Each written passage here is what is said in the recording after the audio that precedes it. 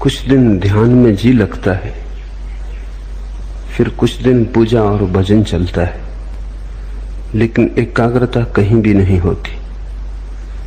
अपनी इस स्थिति से परेशान हूं, कृपा कर मुझे साथ है। मन का स्वभाव ऐसा, न यहां लगता न वहां लगता।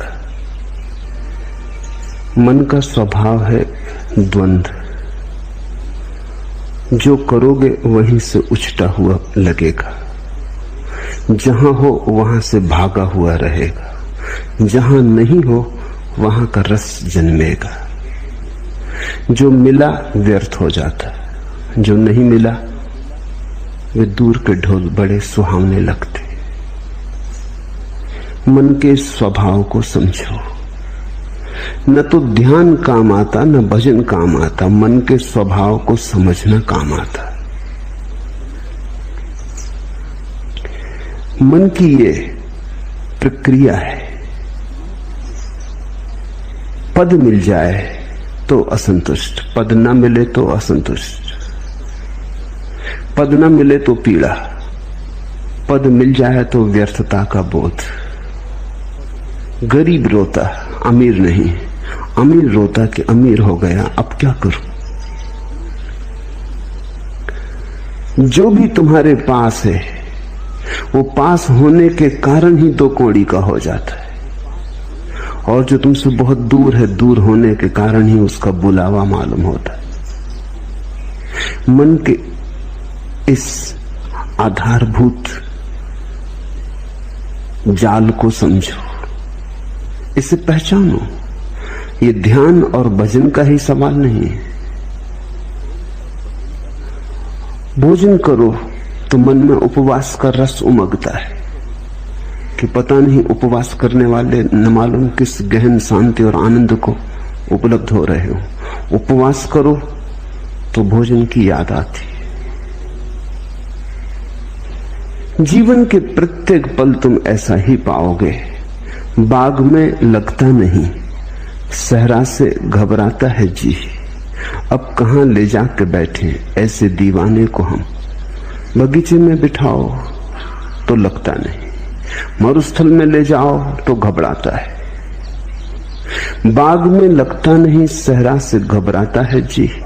अब कहां ले जाके बैठे ऐसे दीवाने को हम। मन एक तरह का पागलपन है, एक तरह की विक्षिप्तता है। मन से मुक्त होना ही मुक्ति है, मन के पार होना ही स्वस्थ होना है। तो पहली तो बात, मन के इस स्वभाव को समझने की कोशिश करो।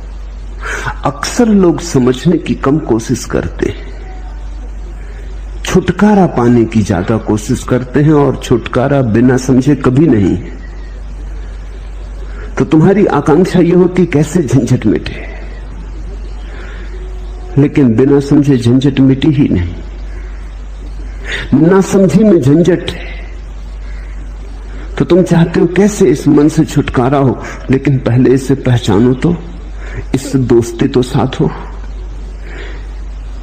इससे परिचय तो बनाओ, इसके कोने कांतर तो खोजो, दिया तो जलाओ कि इसके सारे स्वभाव को तुम ठीक से देख लो। उस देखने में, उस दर्शन में, उस साक्षी भाव में ही तुम पाओगे विजय की यात्रा पूरी होने लगी। जिस दिन कोई मन को पूरा समझ लेता, उसी दिन मन विसर्जित हो जाता। जैसे सूरज के उगने पर ओस कण तिरोहित हो जाते, ऐसे ही बोध के जगने पर मन तिरोहित हो जाता। जैसे दिए के जलने पर अंधेरा नहीं पाया जाता, ऐसे समझ के, प्रज्ञा के दिए के जलने पर मन नहीं पाया जाता। तो मन से लड़ो मत। पहली बात, लड़ने का अर्थ ही ना समझिए। लड़के कभी कोई जीता? तुमने यही सुना है कि जो लड़े वो जीते। मैं तुमसे कहता हूं, लड़के कोई कभी जीता? समझ के जीत होती।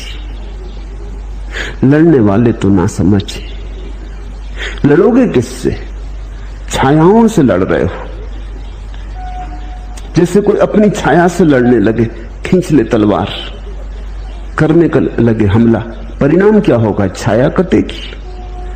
परिणाम यही होगा, खुद ही थकेगा। और डर है कि छाया से लड़ने में कहीं अपने हाथ पैर न काट ले, क्रोध में, उबाल में पागल ना हो उठे,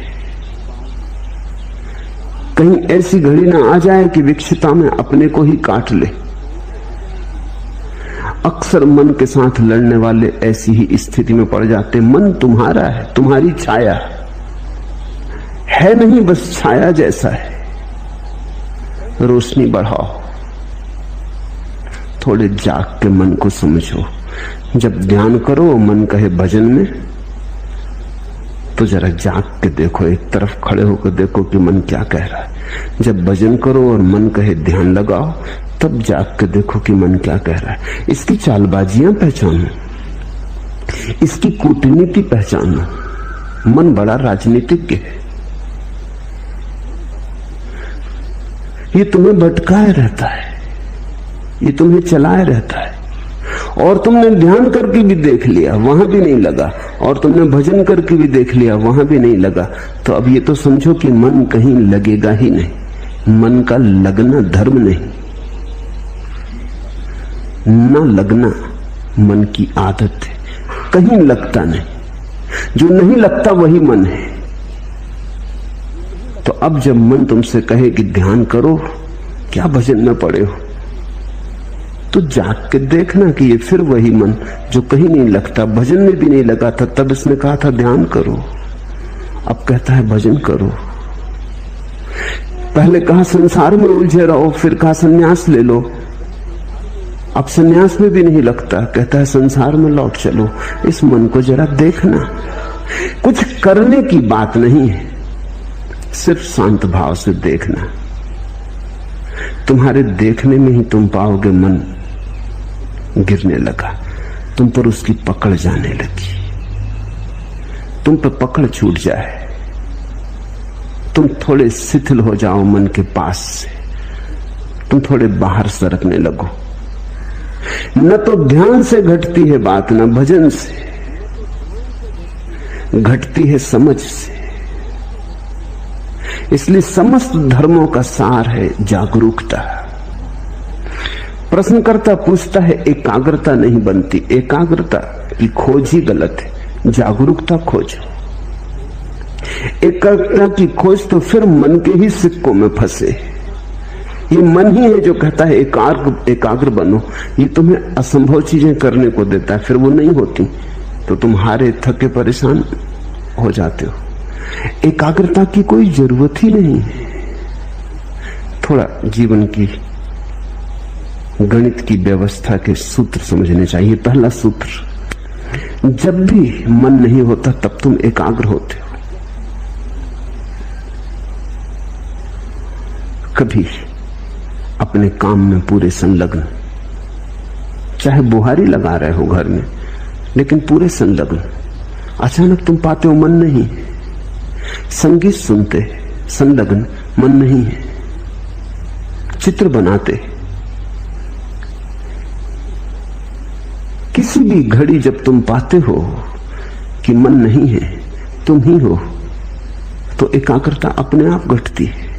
एकाग्रता घटाई नहीं जा सकती। एकाग्रता मन की तन्मयता का परिणाम है। जब मन डूबा होता है तब तुम एकाग्र होते हो, जब मन उभर आता है तब तुम अनेकाग्र हो जाते हो। मन तुम्हें अनेक में बांट देता है, खंड खंड कर देता है। अब तुम चेष्टा कर रहे हो एकाग्र होने की। एकाग्र होने की चेष्टा और झंझट लाएगी, क्योंकि करोगे किससे चेष्टा तुम एकाग्र होने की? मन से ही करोगे। सब चेष्टा मात्र मन से होती। अब तुम एक ऐसे काम में लगे हो जैसे कोई आदमी अपने जूते के बंद खींच खींच के खुद को उठाने की कोशिश करे। खुद को कैसे उठाओगे जूते के बंद खींच के? थोड़े बहुत उछल कूद लो, फिर बार बार जमीन पर पड़ जाओगे। ये असंभव चेष्टा है। मन कभी एकाग्र नहीं होता। जब एकाग्रता होती तो मन नहीं होता। तो तुम मन के द्वारा एकाग्र होने की चेष्टा ही छोड़ो। तुम तो छोटे छोटे कामों में रस लो। रस का परिणाम है एकाग्रता। बुहारी लगाओ तो ऐसे लगाओ जैसे भगवान के मंदिर में लगा रहे हो, चाहे घर तुम्हारा ही हो। है तो भगवान का ही मंदिर। भोजन करो तो ऐसे ही करो जैसे भगवान को ही भोग लगा रहे हो।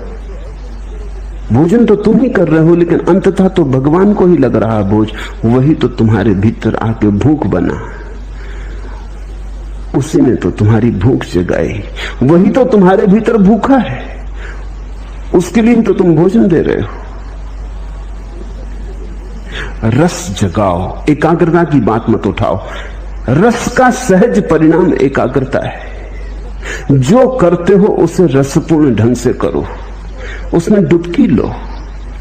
छोटे और बड़े काम नहीं है दुनिया में, जिस काम में तुम डुबकी ले लो वही बड़ा हो जाता है। बुहारी लगाने में डूब जाओ, वही बड़ा हो जाता है। कबीर कहते हैं, खाऊं पियूं सो सेवा, उठूं बैठूं सो परिक्रमा। मेरा उठना ही बैठना उस परमात्मा की परिक्रमा है, और जो मैं खाता पीता हूं यही उसकी सेवा है। रस, मेरे देखे अधिक लोगों के जीवन का कष्ट यही है कि वो जीवन में कहीं भी रस नहीं ले रहे हैं। जो भी कर रहे हैं बेमन से कर रहे हैं, कर रहे हैं क्योंकि करना है, खींच रहे हैं। जैसे बैलगाड़ी में जुते बैल, ऐसा जीवन को खींच रहे हैं, नाचते हुए, उमंग से भरे हुए नहीं। अगर तुम कोई ऐसे काम में लगे हो जिसमें तुम रस ले ही नहीं सकते तो बदलो वो काम। कोई काम जीवन से ज्यादा मूल्यवान नहीं। अक्सर ऐसा हुआ है, हो रहा है कि लोग ऐसे काम में उलझे हैं जो उनमें रस नहीं जगाता। किसी को कवि होना था, वो जूते बेच रहा है, बाटा की दुकान पर बैठा है, और जिसको बाटा की दुकान पर बैठ रहा था वो कविता कर रहा है, तो उसकी कविता में जूते की पालस की गंध आती, आएगी ही।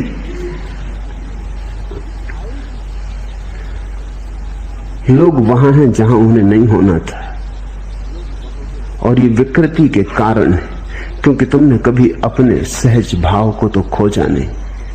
किसी के पिता ने कहा कि दुकान करो, इसमें ज्यादा लाभ है। किसी के पिता ने कहा डॉक्टर बन जाओ। किसी की मां को ख्याल था बेटा इंजीनियर बने। परिवार को धुन थी कि बेटा नेता बने। तो सब धक्का दे रहे हैं एक दूसरे को कि ये बन जाओ, वो बन जाओ। कोई ये नहीं पूछता कि ये बेटा क्या बनने को पैदा हुआ है। इससे भी तो पूछो, थोड़े इसके हृदय को भी तो टटोलो। तो फिर लोग गलत जगहों पर पहुंच जाते। एक बहुत बड़ा सर्जन जिसकी सारे जगत में ख्याति थी,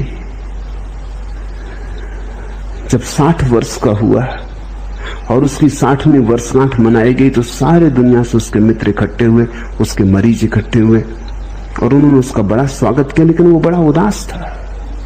उसके स्वागत में एक नृत्य का आयोजन किया गया था। तो जब लोग नृत्य करने लगे और वो सर्जन देखता रहा तो उसकी आंख से आंसू टपकने लगे। तो उसके पास बैठे उसके मित्र ने पूछा, क्या मामला है? हम सब तुम्हारी वर्षगांठ पे इकट्ठे हुए प्रसन्नता से, ये नृत्य तुम्हारे स्वागत में होता, तुम रोते क्यों हो? तुम्हारी आंख में आंसू क्यों है? तुम किस पीड़ा से भीग गए हो? उसने आंसू पोंछ लिए। उसने कहा कि नहीं, वो कोई बात नहीं। पर मित्र ने जिद की, कहा कि क्या तुम्हें कोई जीवन में विफलता मिली? तुम जैसा सफल आदमी नहीं, तुमने जो ऑपरेशन किया सफल हुआ। तुम्हारे जैसा कुशल सर्जन दुनिया में नहीं, फिर क्या? लेकिन उसने कहा, मैं कभी सर्जन होना ही नहीं चाहता था। मेरा दिल तो एक नर्तक होने का था। आज नाच को देख के मैं रो उठा। मैं छोटा मोटा नर्तक होता, कोई मुझे ना जानता तो भी मेरी तृप्ति होती। आज मैं दुनिया का सबसे बड़ा सर्जन, लेकिन मेरी कोई तृप्ति नहीं। मेरी नियति ही मुझे न मिली। तो आज भी जब मैं किसी को नाचते देखता हूं तो बस मुझे याद हो आती। तुम अपनी जिंदगी को गौर से देखो।